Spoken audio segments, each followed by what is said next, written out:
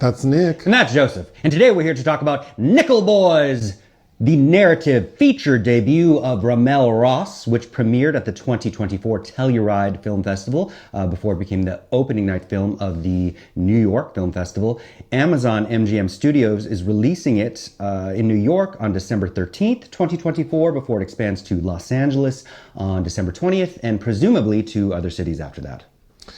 Feature debut, but this director made a documentary. An Oscar-nominated documentary in 2018, Hale County, This Evening, which has a very similar visual palette following the lives of many black people in this titular county in Alabama. What is Nickel Boys about?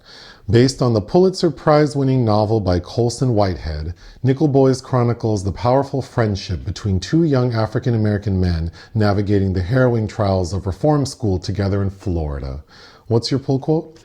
Deferred dreams and disrupted lives construct a trauma eventually crystallized in Nickel Boys, where art house tropes arguably obscure a pervasive scope, and yet it has a remarkable way of finding something new to say on burdens burying us in the past and how to make it through at last. Mine. It's a bold choice to tell this story this way. Unfortunately, the result left me feeling like I was holding my breath, waiting for something to sink my teeth into. You're waiting to exhale. This will be interesting because we feel very differently about this movie. Yeah, we've had many conversations about this film since we've seen it, and I don't think we're in complete opposition, and I don't disagree with how you feel about it. But to me, RaMell Ross, having also watched this documentary, feels like a visual poet, and you aren't somebody that tends to like poetry. That's a good way to put it. Well, let's start with what I liked before we get into the meat of it. It's beautifully shot. Jomo Frey, if you haven't seen his work on All Dirt Road's Taste of Salt, which I believe was last year, that is definitely worth checking out as well. But yeah, it's exceptional to look at. The editing. Nicholas Mansour, who has worked with Jordan Peele a couple times, including on Us and Nope. I think the sound editing is very effective as well. Okay, the story. So it's based on a book. Colson Whitehead, who wrote Underground Railroad, which Barry Jenkins adapted into the Amazon miniseries. And the book is based on the Florida School for Boys, also known as like the Dozier School for Boys, which at one point was the largest juvenile detention center in the country. And it has a storied past. If a person knows nothing about the Florida School for Boys, which I did not walking into this, and I had read a lot about it, and then we watched a documentary about it, and after the fact.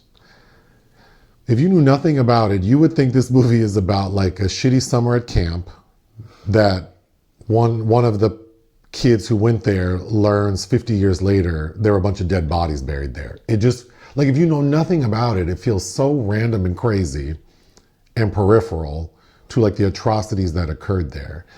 And one could argue, and I wouldn't disagree, that I appreciate that this is not, because I didn't know what this movie was about. I forgot that I had agreed to watch it. And so on a Saturday afternoon, I go sit down in a screening room, not realizing that it's 2 hours, 20 minutes. And then I read the premise and thought, oh my God, it's going to be like black trauma porn. It is not that. There aren't these long, arduous scenes of violence and degradation.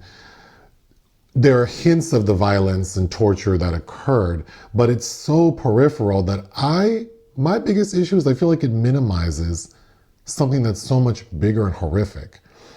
And then the premise, which of course the filmmaker doesn't have control of, like I don't know who wrote this on IMDb, but like this friendship between these two boys, I don't even think I get the sense that they were like the best of friends. They just seem like two guys who were at this academy at the same time.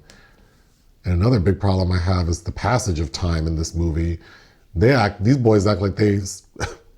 I kept thinking of the movie Life with Eddie Murphy and Martin Lawrence. Which is a great film. Which is a great film. And I kind of wish it had that vibe more. But these two boys act like they're in Life. But when you're that age, I think it feels... You're right. But really, it's like, it could have been weeks that passed. I don't know.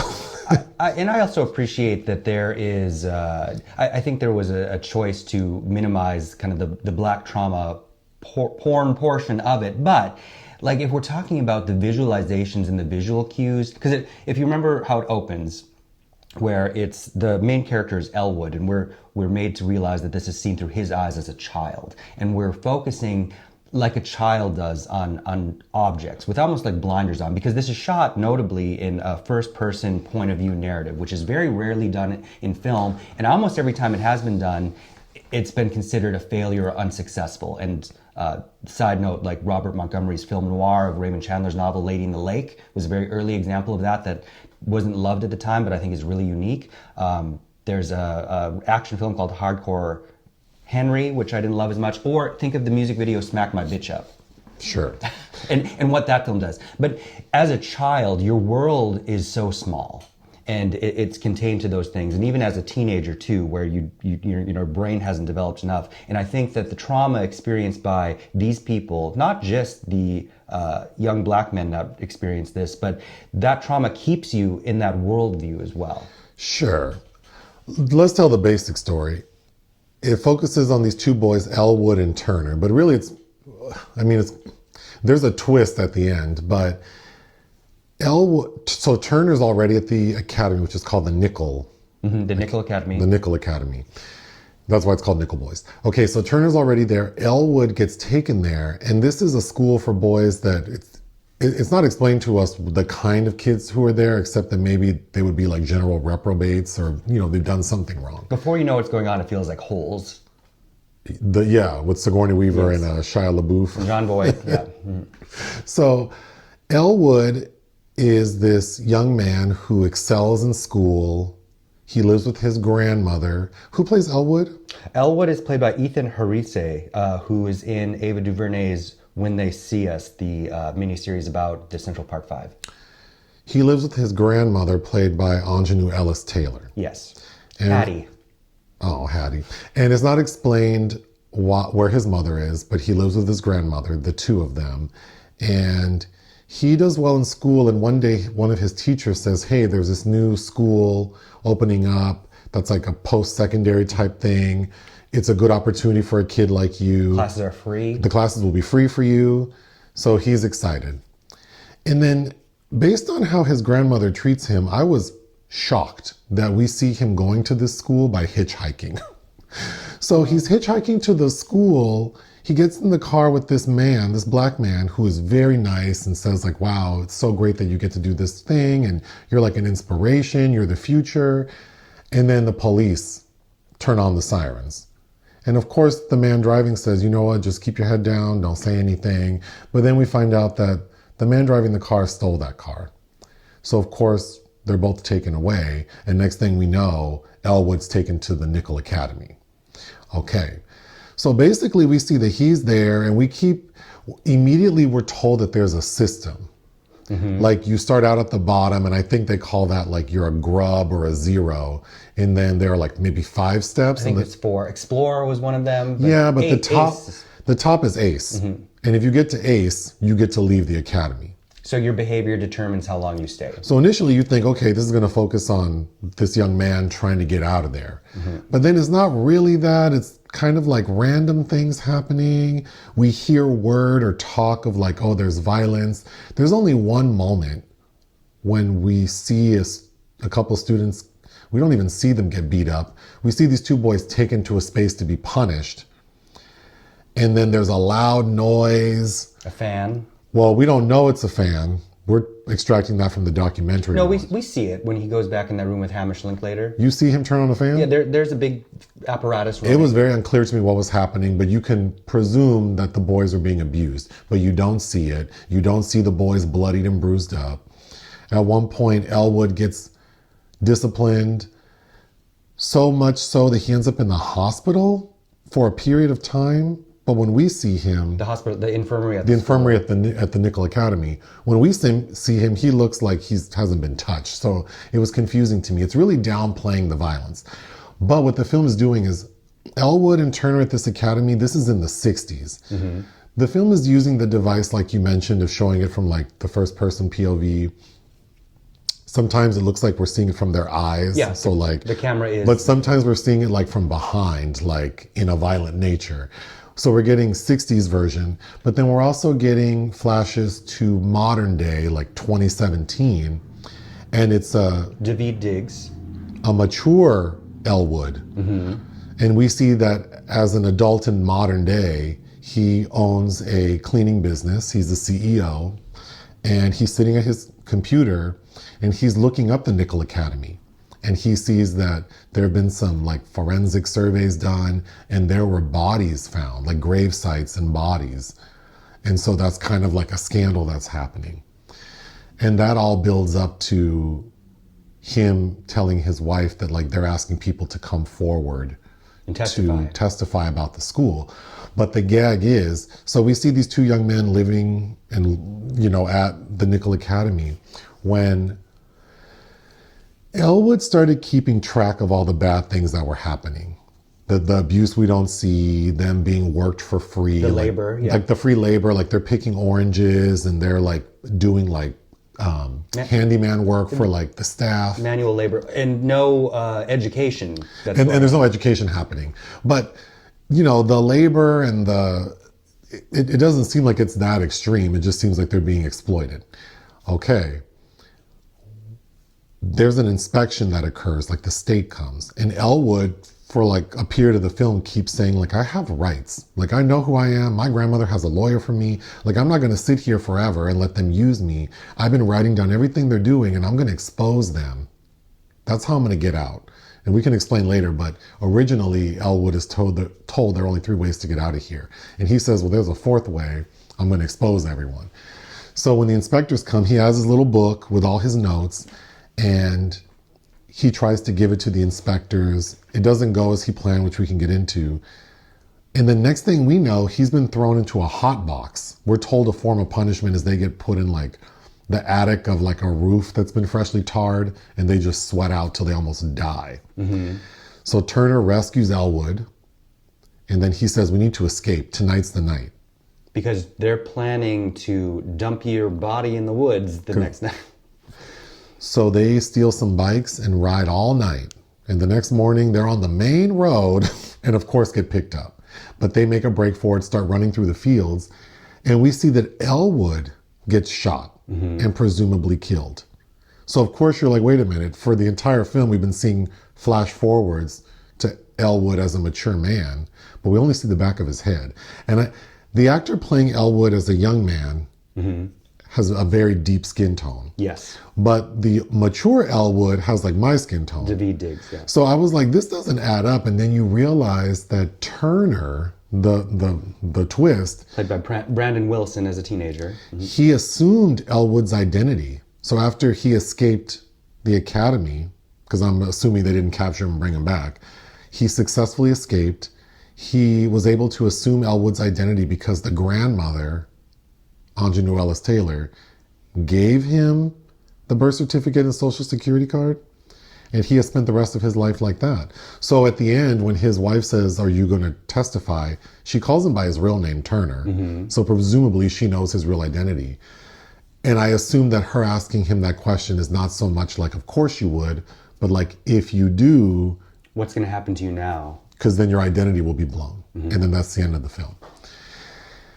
I had a lot of analogies for how I felt about this story, but one that keeps popping into my head is like, if someone told the story of like the Columbine shooting, but they told it from the perspective of the 2 lunch ladies who left 20 minutes before the shooting. And they're just telling the story about the school and what they read about it in the paper.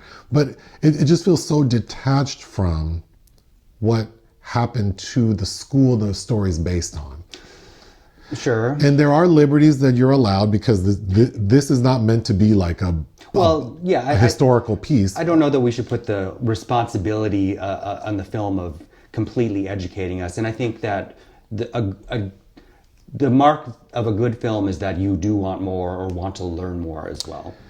But I don't disagree with that, but I would really, I mean, I know there are a lot of reviews out already that are saying this is a masterpiece. I was kind of shocked when it ended that such a serious topic like the source material is sort of played out in this very like casual way, and I think now would be a good time for you to explain the director's method. Oh, the Banal. epic banal, which in speaking about Hale County this evening, his process of the epic banal and in finding kind of profound, grandiose moments in simple things. And I think that he approached the adaptation of this, along with his co-writer Joslyn Barnes, that was the approach they're taking. But I think that something does happen that I find, like, since we've seen it, which was 2 days ago now, the ending really has stuck with me in that final montage, because when you learn that twist, it's one of those films where you go back and are kind of re-examining other moments that kind of stuck out as strange or odd or maybe even a little bit repetitive. But I think that, yes, there is a grander picture that he's avoiding getting into. And, you know, a lot of these students that were also at the school and that were murdered were also white. But I don't think that it's necessarily bypassing all of that, but showing kind of the way that we compartmentalize trauma, the way that the world sees Black people as interchangeable. There's a repeated visual. There's news stories about MLK and Apollo 8 to kind of show also how the world is changing outside of their purview. But we're getting clips of the Stanley Kramer film, The Defiant Ones, with Sidney Poitier and Tony Curtis, who are two prisoners that escape but are chained together. And of course, Tony Curtis is racist. But I think that we are getting a difference in mentality here between the two boys, because Elwood, who is, has identified the social change going on and is saying, why don't we use our power and our voice? Where Right. Turner, the light-skinned one, is saying, like, if we do that, we're going to get killed. And I think this is a really interesting exercise on methods of survival, but also the cost of it, and how, because we talked a lot afterwards about all of the shots of David until the very end are of the back of his head. And it reminded me of this shot of Jennifer Jason Leigh in the film Dolores Claiborne, and she was assaulted sexually by her father in that film, but she doesn't remember it. And as an adult, she has this moment where things are coming back, and she looks in the mirror and she can only see the back of her head. And to me, this speaks to this man, Turner Elwood. He's lived beyond this time, but he is still stuck there. He can never get away from it. And I found that really, like, troubling and profound. Okay, a few things. One, I do think the best aspect of the story, or what works best for me, is the dynamic between the two boys. How one seems complacent, Turner, whereas Elwood sees his potential and realizes that, no, I have a voice, I'm going to use it, now's the time, like, I'm going to take action. And he tries to go about it the appropriate way, right? Like, I'm going to document, I have a lawyer, even though the lawyer kind of falls through. Yeah. Whereas Turner has no plan and seems okay with it until he isn't, and then he does what he shouldn't do, which is try to escape, which ultimately gets his friend killed.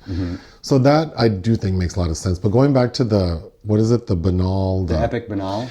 so it's like finding the grandiose in the most simple things. I think that approach would be spectacular when you talk about, like, everyday people, or maybe like telling a love story. What is the name of this director? RaMell Ross. I think that he could make the movie here. Well, I'd much rather see his version. Yeah, I feel like Zemeckis, like this approach would have worked well for that movie. But the problem with this is, like, this subject, what's happening at this academy is grandiose, and it's been made simple. And it just, I was just shell-shocked as I'm sitting there, like, wait, like, this can't just be it. And I had already done research about the Florida School for Boys. So I think coming into the film with that knowledge, I just kept thinking, like, wait, I really did feel like I was holding my breath the entire time, waiting for... There are moments of dread. There's a young Black man who's a boxer, and he's told by Hamish Linklater, one of the teachers, one of the abusers, that you got to throw this fight, because they're, of course, betting on it. And the kid doesn't do it. He's confused. And then we don't exactly see what happens to him, but I think it's assumed that he's buried somewhere. So again, I don't need to see the brutality to understand. I just think it's like tiptoeing around things. So at the end, there is a lot to extract from the story, I just don't know if it's enough.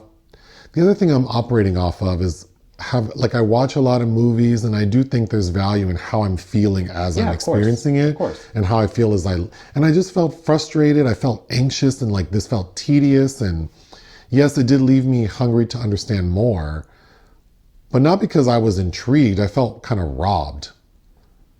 So that's why I feel disappointed.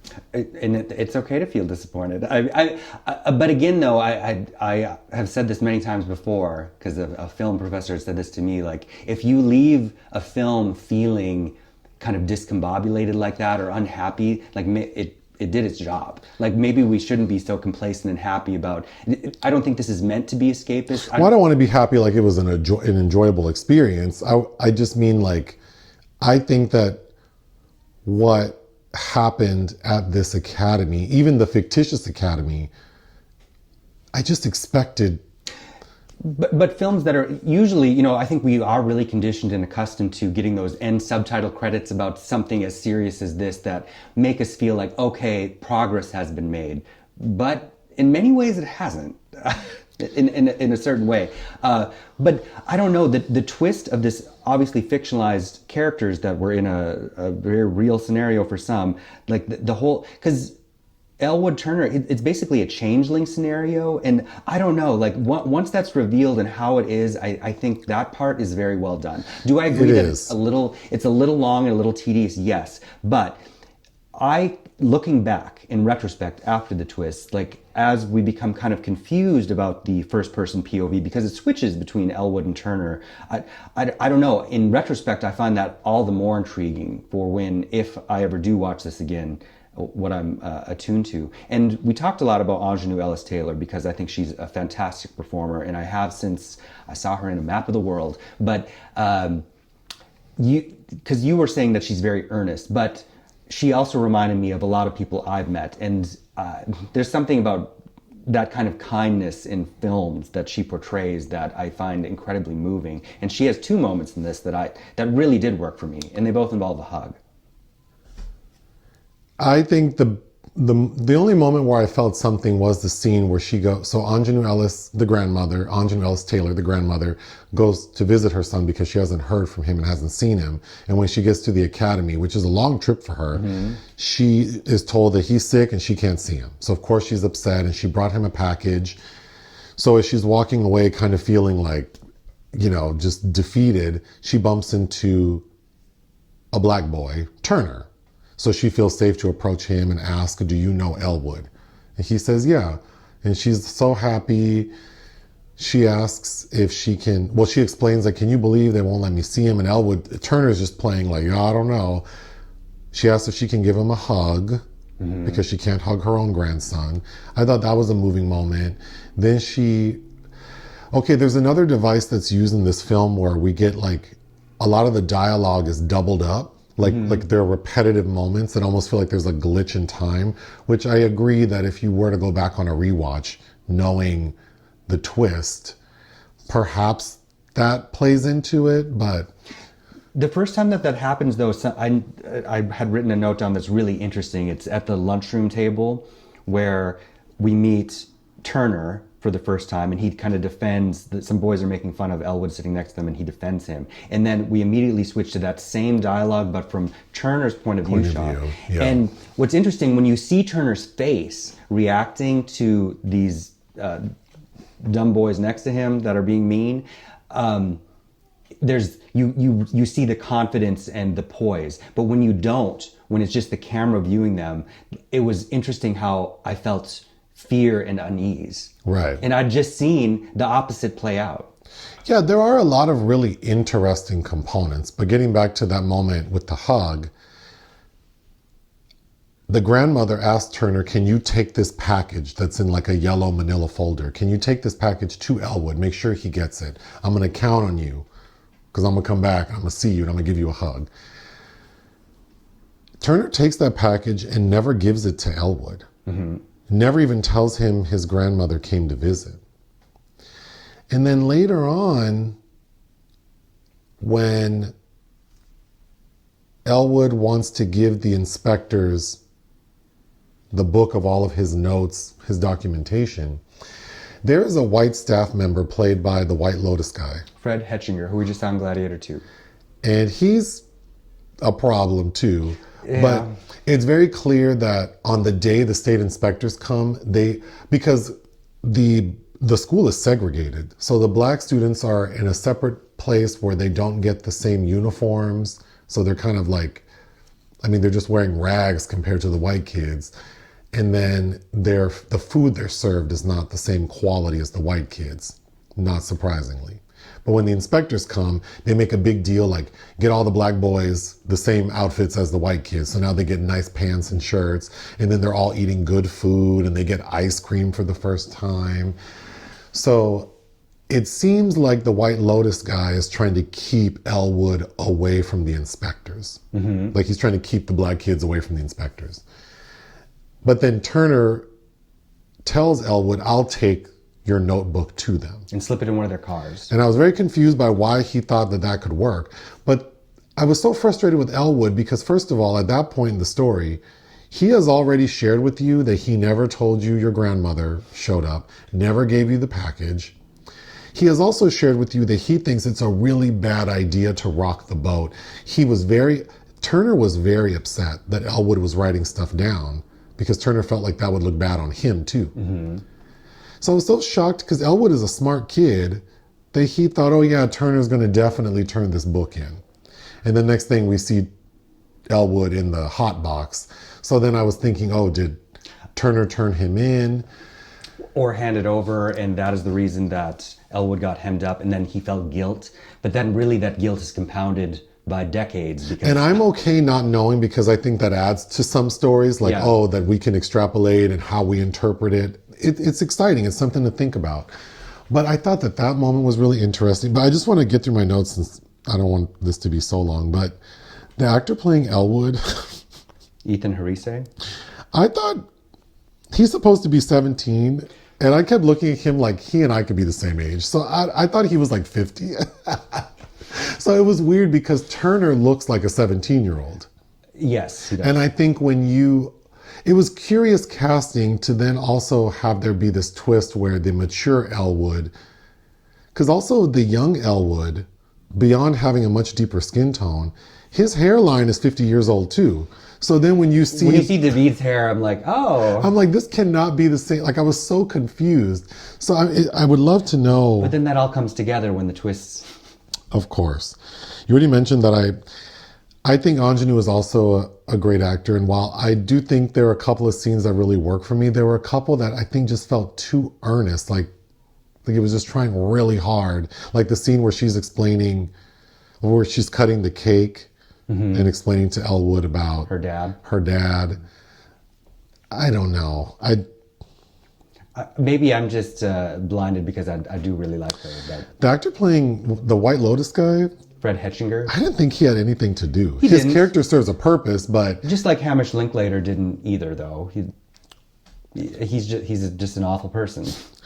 There's a crazy moment where so beyond the interesting cinematography, like you mentioned, we get like news clips and sound bites sort of cut in at various places to denote not only what's happening socially and politically, but giving us like timestamps, I guess. But there's one moment when Elwood and Turner are talking and having an argument about the book. Mm-hmm. And Turner doesn't want him to write down all the bad stuff. And then Elwood, like from across the street, sees a group of people around what looks like MLK. Yeah. And he runs across the street, almost gets hit by a car, and then he realizes that it's one of those... it's a cardboard cutout. The life-size cutout they call standees. Mm-hmm. And I thought that was a powerful moment. I thought it was too, because he got so... And then the disappointment on his face, but... There's a really interesting... some really interesting visualizations regarding, lizards and alligators. Yeah, well, because we're in Florida. There's some ants in there too, and a horse. Yeah. It was giving me Werner Herzog. He likes animal motifs quite a bit. Yeah. I don't know what I thought they represented though. I mean, the alligator. The first time we see it, I'm like, oh, they're in Florida. Mm-hmm. But then we see that the alligator, this large alligator, is in spaces that it probably shouldn't be. Mm-hmm. And then you juxtapose that with seeing these little lizards everywhere. Do you? I mean, I'm sure it had meaning. I just don't know what to assign to it. I don't know for sure either, but I think my thoughts at the time watching those is just like we've colonized the planet and colonized also the natural environment of these predators and prey as well. Okay, there's a really interesting scene.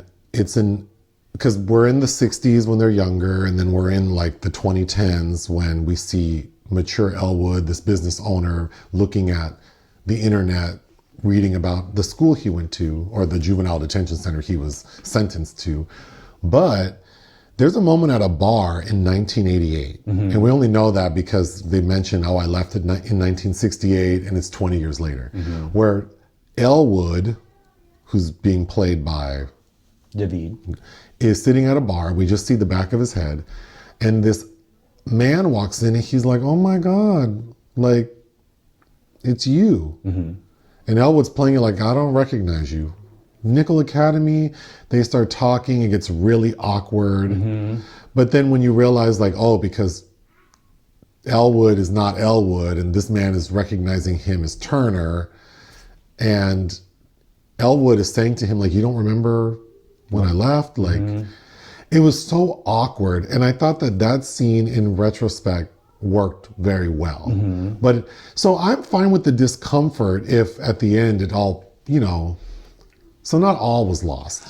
I think my initial reaction of disappointment about the friendship between Elwood and Turner, I think makes more sense. Like theirs was a friendship out of necessity, because I really think it's about survival. But there are moments like, because when we learn it's Turner, and if you think about all the little details besides the back of David Diggs' head, one of those moments where he's looking at the computer, he's got a copy of Jane Austen's Pride and Prejudice, which we see Elwood was reading and explaining to him what the narrative of that was about. And it's like he carried that with him. Yeah. I don't know. Like, I found that very powerful. It is.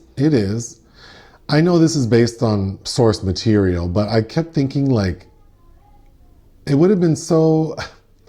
I would have loved to have seen a story where they maybe started the film with like 3 older gentlemen, maybe 2 white, 1 black, and they're in like a hotel lobby talking. And maybe for the first 30 minutes they're talking and we understand that, oh, they knew each other from maybe school.